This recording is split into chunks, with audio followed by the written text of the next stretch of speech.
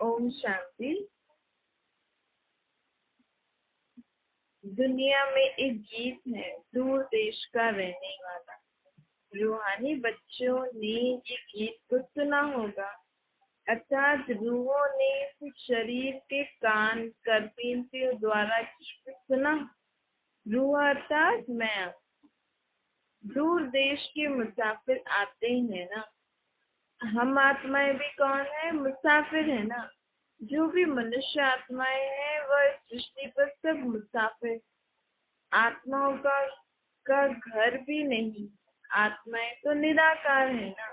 निराकारी दुनिया में रहने वाली निराकारी हम सब आत्माएं, उसको कहा जाता है निराकारी आत्माओं का घर, देश व लोक। इनको कहा जाता है, इस दुनिया को जीव आत्माओं का देश लोक कहा जाता है। वह है आत्माओं का देश। फिर आत्माएं यहाँ आकर शरीर में प्रवेश जब करती हैं तो निराकार से साकार बनती हैं। ऐसे नहीं कि आत्मा का कोई रूप नहीं, रूप भी है, नाम भी है। रूप है निराकार, नाम है आत्मा। बाकी शरीर पर नाम तो सबका अलग अलग पड़ता है। इतनी छोटी आत्मा कितना पाठ बजाती है ना इस शरीर द्वारा। हर एक आत्मा में पाठ बजाने का कितना रिकॉर्ड भरा हुआ है। किसी का 84 जन्मों का रिकॉर्ड भरा हुआ है, किसी का उससे कम, किसी का कम।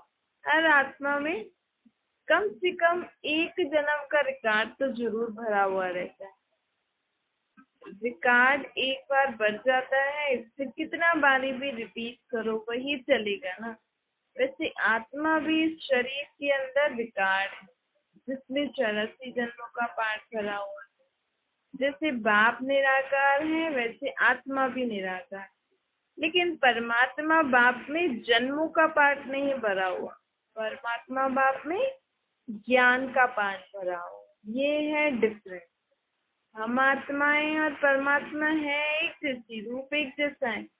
हमारी आत्माओं में जन्मों का रिकॉर्ड भरा हुआ है, परमात्मा की आत्मा में ज्ञान का रिकॉर्ड भरा हुआ है। जैसे बाप निराकार वैसे आत्मा भी निराकार। कहाँ शास्त्रों में लिख दिया है कि भगवान नाम रूप से न्यारा है, परंतु बाबा कहते हैं नाम रूप से न्यारी कोई वस्तु होती नहीं। आकाश भी पोलार है, नाम तो है ना आकाश, बिना नाम कोई चीज होती नहीं। मनुष्य कहते हैं परम पिता परमात्मा। अब दूर देश से तो तुम सब आत्माएं भी आई हो ना। तुम भी असल में वहां की रहने वाली हो। ये साकार देश, इस साकार देश में भी दो राज्य चलते हैं। कौन से? परमात्मा राम का राज्य और रावण का राज्य। आधा कल्प परमात्मा राम का राज्य चलता है, जिसकी पालना लक्ष्मी नारायण और राम सीता करते हैं। आधा कल्प रावण अर्थात विकारों का राज्य चलता है। बाप कभी बच्चों के लिए दुख का राज्य थोड़ी बनाएंगे। कहते हैं ईश्वरी दुख देता है। समझो आज किसी ने सुबह भक्ति नहीं करी या मंदिर नहीं गए या कुछ जो नियम है भगवान को याद करने का, पूजा पाठ करने का, वो नहीं किया और हमें उसी दिन कुछ दुख आ गया, तो हम क्या सोचते हैं? आज मैंने ये नहीं किया ना, इसलिए मुझे भगवान ने पाप दिया। अब बाबा कहते हैं मैं कोई तुम्हें दुख सुख नहीं देता हूँ। ये जो भी हम भक्ति पाठ पूजा या सुबह सुबह को भगवान को याद करने का जो नियम है ना, सुबह सुबह को कहते हैं ना भगवान का नाम, ये क्यों है? क्योंकि हम आत्माओं ने जन्म जन्मांतर में बहुत पाप कर्म किए हैं ना। तो हमारे दिन की शुरुआत और जब हम रात को सोते हैं उस समय हमें परमात्मा या जिनको भी हम याद करते हैं उनको याद करना का मतलब क्या है? हमारी आत्मा में अगर आज के दिन कुछ ऐसा बुरा हुआ होना होगा तो उससे भगवान के सच्चे मन की याद से वो या तो टल जाता है या फिर कम हो जाता है, या किसी न किसी रीति से हमें मदद मिल जाती है। तो इसका मतलब ये है, जो हम सुबह को भक्ति करते हैं या रात को भगवान का नाम लेके सोते हैं या दिन में भी कभी आप भगवान को याद करो, जो भोजन आदि खाते हैं भगवान को नमस्कार करो। ये क्यों है? क्योंकि हमारी आत्मा में लेप शेप तो चढ़ा हुआ है ना, लेकिन परमात्मा बाप को याद करने से हमारा वो दुख दर्द, वो जो लेप शेप है वो कम हो जाता है। तो जिस दिन हमने भगवान को याद नहीं किया या आप मेले हो मंदिर जाते हो उस दिन नहीं गए, तो उस दिन तो आपको शक्ति मिली ही नहीं ना, तो आपका वो कम हुआ नहीं, तो घाटा पड़ गया। इसमें भगवान ने थोड़ी आपको कोई पाप दिया कि तुम मेरे मंदिर में नहीं आए इसलिए तुम्हें ये तुम्हारा ये एक्सीडेंट हो गया या ये घाटा पड़ गया या ये सब। तो बाबा कहते हैं मैं तो तुम्हारा बाप हूँ, मेरा नाम ही है दुखहर्ता सुखहर्ता। तो मैं तुम्हें दुख नहीं देता हूँ, तो मुझे याद करते हो तो तुम्हारे दुखों को कम करता हूँ। बाप समझाते हैं मैं कभी बच्चों को दुख नहीं देता हूँ, ये मनुष्य की भूल है। ईश्वर कभी दुख नहीं देगा। इस समय है ही दुखधाम। देखो दुखधाम तमो प्रधान दुनिया है, तभी तो लोगों की बुद्धि कितनी भ्रष्ट हो गई है, कितनी पत्थर बुद्धि हो गई है ना। भगवान को भी हम रिश्वत देते हैं, भाई हम इतने का प्रसाद चढ़ा देते हैं, आप हमें हमारा ये काम कर देना, हम ये कर आप हमारे घर में ऐसे ऐसे कराओगे ना, कर दोगे तो हम आपको इतने रुपए का आपके भंडारा करेंगे या आपके भक्तों को खिलाएंगे, ऐसे ऐसे कर। देखो हो गई है ना हमारी पत्थर बुद्धि।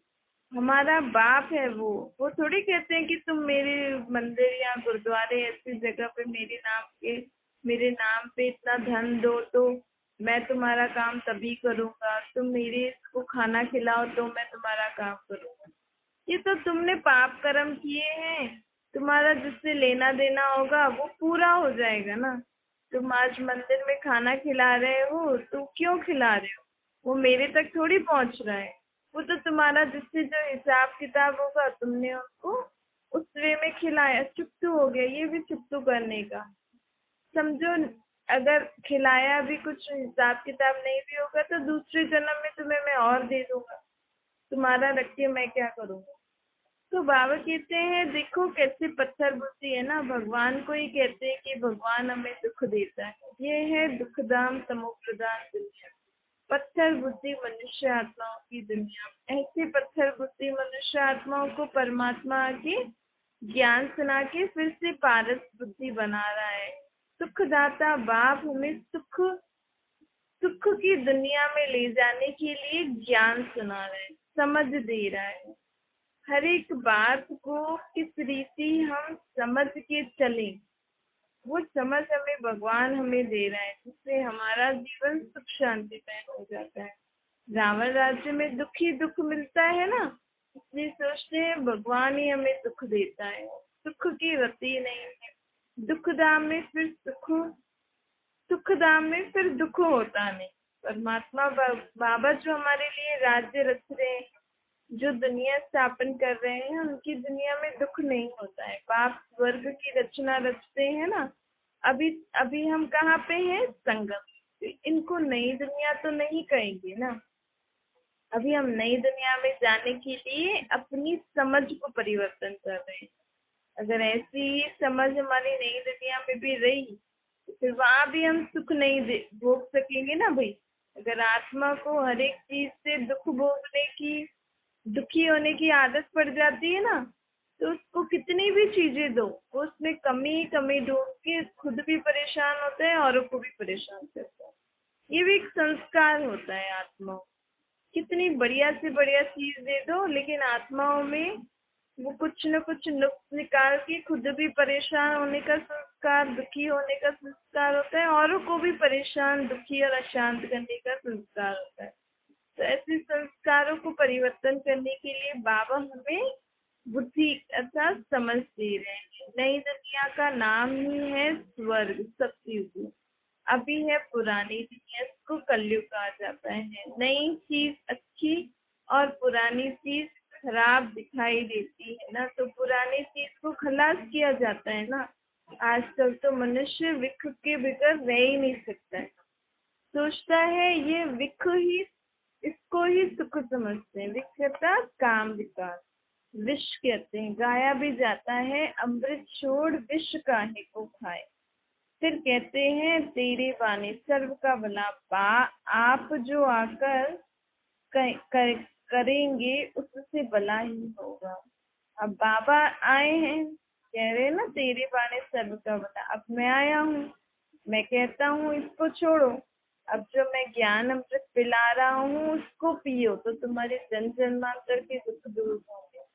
लेकिन कहते हैं हम इसके बिगड़ रह ही नहीं सकते।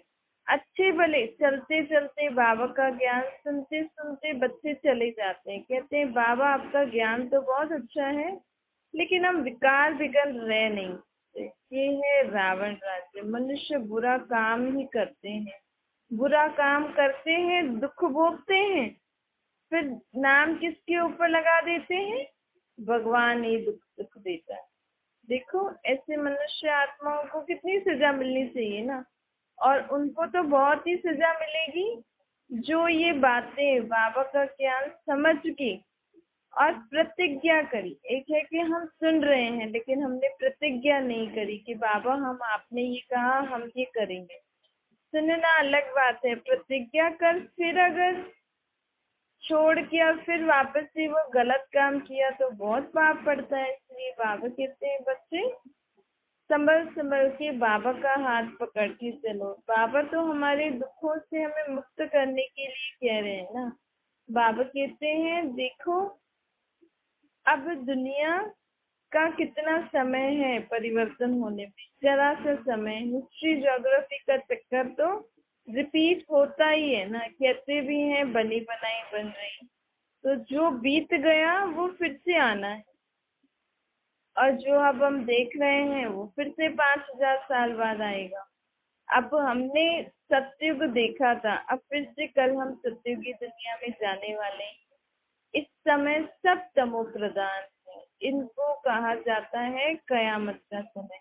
अभी सभी आत्माएं अपना अपना हिसाब किताब चुकतू करके कहाँ जाने वाली हैं, परम धाम, अपने घर। देखो कहीं हम घूमने जाते हैं, समझो बहुत सारे जने इकट्ठे घूमने गए, और जिस दिन लौटने का दिन होगा उस दिन सब लोग क्या करते हैं, पैकिंग करते हैं ना। भाई जिसकी जो चीज है उसको दे देते हैं और खुद का फिर अलग पैक करते हैं। सारा दिन पैकिंग में निकल जाता है कि अब बस कल घर जाना है। अभी सबका पैकिंग करने का समय। सभी आत्माओं ने जिससे जो भी हिसाब किताब था तो सब अपना अपना हिसाब किताब चुकतू कर रहे हैं। भाई तेरे साथ मैंने ये किया तो या तो बाबा को निराकार रूप में याद करके करो, या किसी न किसी को किसी से हमारा घाटा पड़ गया, कहाँ पे हमारा लॉस हो गया, किसी ने हमारा धन चुरा लिया, किसी ने हमसे ज्यादा धन ले लिया। हॉस्पिटल्स में कितना पैसा दे रहे हैं ना लोग, क्या हो रहा है, हिसाब किताब चुकतू ही हो रहा है ना। एक दिन रहते हैं उसका अच्छा खासा बिल दे देते हैं, तो इतना बिल होता भी नहीं फिर भी दे देते हैं। तो सबका हिसाब किताब किसी न किसी रीति से चुकतू हो रहा है। कोई शरीर की भोगना भोग के चुकतू कर रहा है, कोई दुखी होके कर रहा है, कोई किसी को बुरा भला बोल रहा है, जबरदस्ती उसको मार रहा है, पीट रहा है। किसी न किसी रीति से सब अपना पैकिंग कर रहे हैं, भाई तूने मेरे साथ ऐसा किया मैं भी तेरे साथ ऐसा कर रहा हूँ। तो अब बाबा कहते हैं ये है हिसाब किताब चुकतू करने का समय, इसको कहा जाता है कयामत, सिग्रीगेशन का समय। सभी मनुष्य तो जैसे बाबा की नजर में हम सब कैसे बन गए थे, अभी तो फिर भी हम ज्ञान सुनते हैं तो थोड़ा समझ आ गई तो थोड़ा खुश रहते हैं। अज्ञानी मनुष्यों के लिए बाबा कहते हैं इस दुनिया में सभी मनुष्य तो जैसे मरे पड़े हैं। जब मर जाते हैं तो नहलते डुलते एकदम खुशी गायब हो जाती है ना। जो मुर्दा होता है वो तो ऐसे ही लेटा रहता है, वो तो कुछ बोलता करता नहीं है, खुशी गायब हो जाती है, उसके घर में भी ऐसे ही माहौल हो जाता है। तो यहाँ दुनिया में भी यही हाल है ना, किसी के चेहरे में अच्छी स्थायी खुशी है, किसी न किसी दुख की बात में रोते ही रहते हैं। तो बाबा कहते हैं ये है मुर्दों की दुनिया, दुख ही दुख है, रोते ही रोते हैं, हंसी तो कुछ है ही नहीं। सब आत्माओं की ज्योत उजाई हुई अर्थात बुझ गई है ना, ज्योत अर्थात आत्मा में न शक्ति है, न गुण है, न ज्ञान है, न खुशियां हैं। तो जब दिए की जोत बुझने लगती है, पूरी बुझती नहीं है, थोड़ी सी बचती है, तो अंधेरा छा जाता है ना वहां पे। तो ऐसे ही मनुष्य आत्मा के जीवन में भी अंधेरा क्यों छाया है? क्योंकि आत्माओं में शक्ति, ज्ञान, गुण, खुशी वगैरह कुछ नहीं है ना। अब बाबा हम आत्माओं को वही शक्ति, ज्ञान, गुण और शक्तियां देने आए। आप सारा दिन, भले ही आपको ऐसे एकांत में समय ना मिले बाबा को याद करने का, लेकिन सारा दिन भी आप कर्म करते ये याद रखोगे ना, मैं आत्मा परमात्मा बाप की बच्ची हूँ, सर्वशक्तिवान बाप की बच्ची हूँ, सुख के सागर, शांति के सागर, खुशियों के सागर बाबा की बच्ची हूँ। ये भी अगर आप घड़ी घड़ी मन में याद करोगे तो भी आपके जीवन में बहुत खुशी आ जाती है, क्योंकि वो आत्मा को परमात्मा से वो शक्ति मिलती है ना, ये स्मृति ही रहती है ना, तो उससे आत्मा को शक्ति मिलती है। तो अभी मुख्य बात है ही क्या? आत्माओं में शक्ति, गुण और ज्ञान भरना है। बाबा हम सभी आत्माओं को फिर से ये सब शक्तियां देकर हमें जगाने आए हैं। आत्माओं की रोशनी, आत्माओं में रोशनी भरने आए हैं। ये ज्ञान को हम रोशनी भी कहते हैं। ज्ञान को हम रोशनी भी कह लो, ज्ञान को समझ भी कह लो, ज्ञान को दवाई भी कह लो, ज्ञान को शस्त्र भी कह सकते हैं। ज्ञान का एक एक बात अगर हम अपने जीवन में जो भी बातें हैं, बुरे स्वभाव संस्कार है, उसको परिवर्तन करने के लिए ज्ञान की कोई भी बात याद करोगे तो वो खत्म हो जाएगा ना, उस संस्कार स्वभाव। तो एक शस्त्र के समान भी ज्ञान कार्य करता है। ज्ञान एक अमृत भी आप मान लो, मीठी चीज। ज्ञान सुनने से आत्माओं को बहुत अच्छा लगता है, बस समझ में नहीं आता, लेकिन कोई कोई आत्मा ज्ञान सिर्फ इसलिए सुनती है कि उनको बहुत अच्छा लगता है, अंदर बहुत मन में शांति मिलती है। तो ज्ञान के कई अर्थ हैं। बाबा हमें ये ज्ञान अमृत पिला के, ज्ञान को बाबा कहते हैं वर्षा भी है। जैसे वर्षा पड़ती है तो फिर जमीन जो बंजर हो जाती है, मतलब उसमें कुछ उगा नहीं सकते हैं, पानी पड़ने से फिर उसमें हम कुछ भी उगाएंगे तो हरा भरा हो जाता है।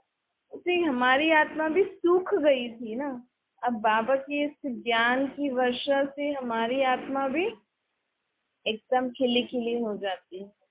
तो माया रावण ने काम चिता पर बिठाए हमें कब्र दाखिल बना दिया था। अगर अर्थात हम आत्माएं मुर्दे हो गए थे ना, हमारा जीवन पुरजो जैसा हो गया था, सभी सो गए थे जैसे। तो अब बाप हमें ज्ञान अमृत पिलाते हैं। अब ज्ञान अमृत कहाँ और पानी कहाँ?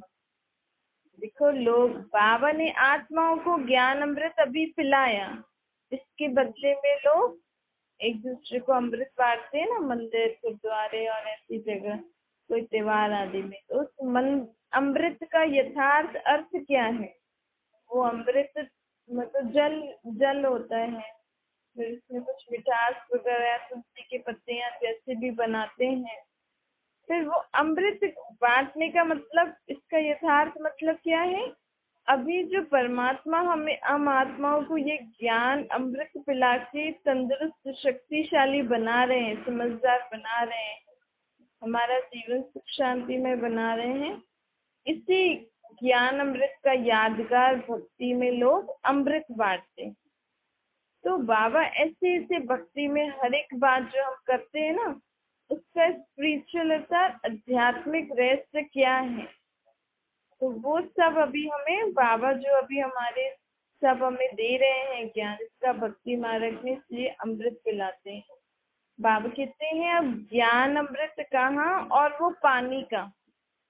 और फिर लोग, जैसे सिख लोग क्या करते हैं, सिख लोग का भी बड़ा दिन होता है तो बड़े धूमधाम से उनके वहाँ अमृतसर में तालाब होता है, तो वहां से मिट्टी आदि निकालते हैं, इसलिए उनका नाम अमृतसर रखा है। मतलब वो अमृत का ही तालाब समझते हैं, मतलब वो समझते हैं कि हमारे लिए ये तालाब ही अमृत है। क्योंकि वो लोग समझते हैं कि हमारी देह देह पापी बनी, देह पतित बनती है, देह को पावन बनाने के लिए वो सिर्फ तालाब में स्नान करते हैं कि ये तालाब का पानी अमृत है, इसमें हम स्नान करेंगे तो हमारे सारे पाप से हम मुक्त हो जाएंगे। तो वो उस तालाब को अमृत कहते हैं। अब कहाँ की बात कहाँ ले गए, भक्ति मार्ग में मंदिरों आदि में वो जल पिलाते हैं और सिख लोग फिर अपने उस तालाब को अमृत समझते हैं, जिससे हम स्नान करेंगे तो हमारे शरीर की मैल उतरेगी। आत्मा का तो किसी को ज्ञान है ही नहीं कि आत्मा को हमें अमृत पिलाना है, जिससे आत्मा को पावन बनाना है। आत्मा को परमात्मा बाप का मीठा मीठा ज्ञान सुनने के बाद ही आत्मा को मीठा बनना है, आत्मा को साफ होना है। कहाँ तो आत्मा की बात है और कहाँ अभी तक हम भक्ति मार्ग में क्या करते थे, अमृत मुख से। भाई मुख मीठा हो तो ये मीठा बोलेगा, इसीलिए मीठा अमृत पिलाते थे, कुछ मीठा खिला देते थे कि ये इसका मुख मीठा होगा तो मीठा बोली बोलेंगे। वो तालाब में स्नान कराते थे, अब इसका मैल शरीर में से मैल उतर गई, अब ये पावन बन गया। देखो ये है ना, ये है भक्ति मार्ग। मार्ग अर्थात देह अभिमान, देह भान वाली चीजें हम करते थे। लेकिन यहाँ जो बाबा हमें आत्मा को सुधारने के लिए जो ज्ञान सुना रहे हैं, जिससे हमारी आत्मा पावन बन रही है, आत्मा मीठी मीठी बातें सुन के अपने स्वभाव संस्कारों को परिवर्तन करके समझ के कि कौन सी चीज करने से क्या होगा, तो इसीलिए अपने स्वभाव संस्कार को परिवर्तन करके आत्मा एक दूसरे से संस्कार स्वभाव मिलाकर मिठास रीति जीवन में कैसी लाई जाए, वो बाबा हमें सिखा रहे हैं। और भक्ति मार्ग में हमने सारी स्थूल चीजें कर दी। ऐसे ही बाबा हर भक्ति मार्ग की यथार्थ अर्थ बताते हैं कि इसका अर्थ क्या है। खुद सिख लोग खुद कहते हैं एक ओंकार सतनाम, वह सदैव सत्य बोलने वाला है। तो भगवान को सत्य क्यों कहते हैं, क्योंकि भगवान हमें आकर हर सच्ची बात बताता है कि गौमुख का अर्थ क्या है, अमृत का अर्थ क्या है, गंगा स्नान करने का मतलब क्या है। ऐसी ऐसी चीजें वापस सच्ची सच्ची हमें बताते हैं, क्योंकि हम अपनी आत्मा को भूल गए थे ना, इसलिए ये सारी सच्ची बातें भी हमें पता नहीं। मनुष्य तो भक्ति मार्ग में कितनी कथाएं सुनाते हैं ना, अमर कथा, तेजरी की कथा, शंकर ने पार्वती को कथा सुनाई। अब शंकर तो सूक्ष्म वतन में रहने वाला है ना, सूक्ष्म वतन में तो हड्डी मांस वाला शरीर है ही नहीं, तो बोलेंगे कहाँ से। आत्मा को जब तक ये हड्डी मांस वाला 5 तत्वों का शरीर नहीं मिलेगा तो आत्मा बोल नहीं सकती है। तो बाबा कहते हैं अभी मैं तुम्हें सच्ची सच्ची आत्माओं को अमर कथा सुनाता हूँ, जिससे तुम आत्माएं अमर बन रही हो। अमर बनना अर्थात आत्मा स्व इच्छा से अपना पुराना शरीर छोड़।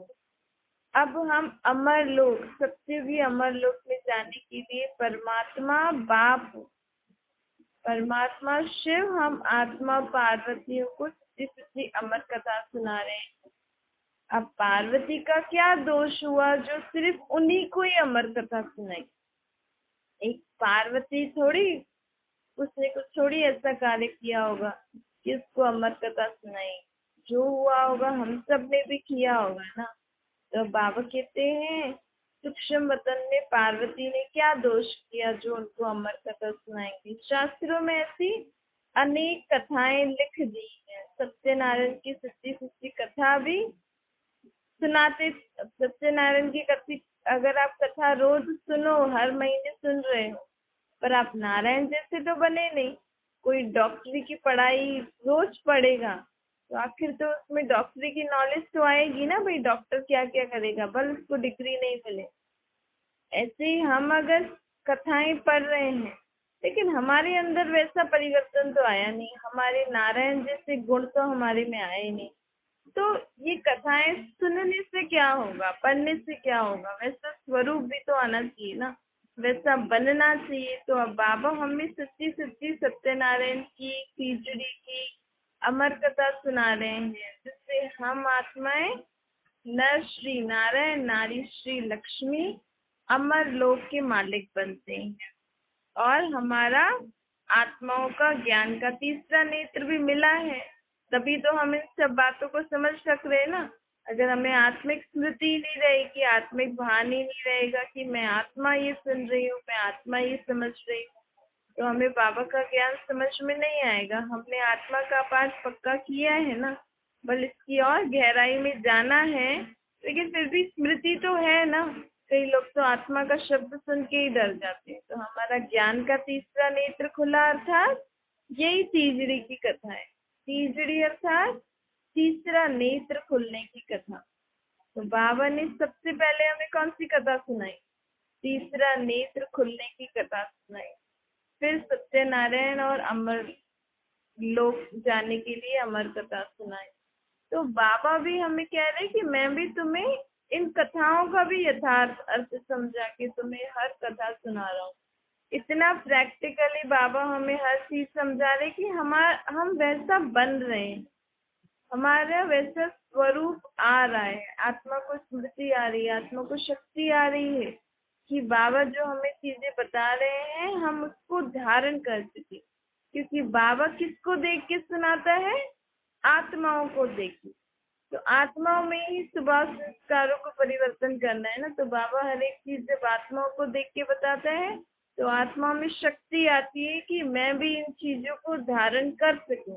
आजकल हमने इतनी गीता पढ़ी, इतनी वेद शास्त्र पढ़ी, लेकिन हमारे अंदर परिवर्तन क्यों नहीं आया? क्योंकि हम देहभान में सुनते थे, देहभान में ही सुनाने वाला सुनाते थे, देहभान में ही रहकर हम उसको पढ़ते थे, इसीलिए आत्मा में गए ही नहीं ना, आत्मा में शक्ति नहीं आई। गीता में इतना बार है काम शत्रु है, लेकिन किसी में शक्ति नहीं आई। लोगों ने सुना तो घर बार छोड़ दिया। लेकिन बाबा कहते हैं मैं तुम्हें शक्ति देता हूँ, घर गृहस्थ में रहकर तुम पवित्र प्रवृत्ति मार्ग स्थापन कर सकते हो। वहां पे भी गृहस्थी तो होगी ना। काम महाशत्रु मतलब महाशत्रु, लेकिन इसका मतलब लोग कहते हैं गृहस्थी कैसे चलेगी?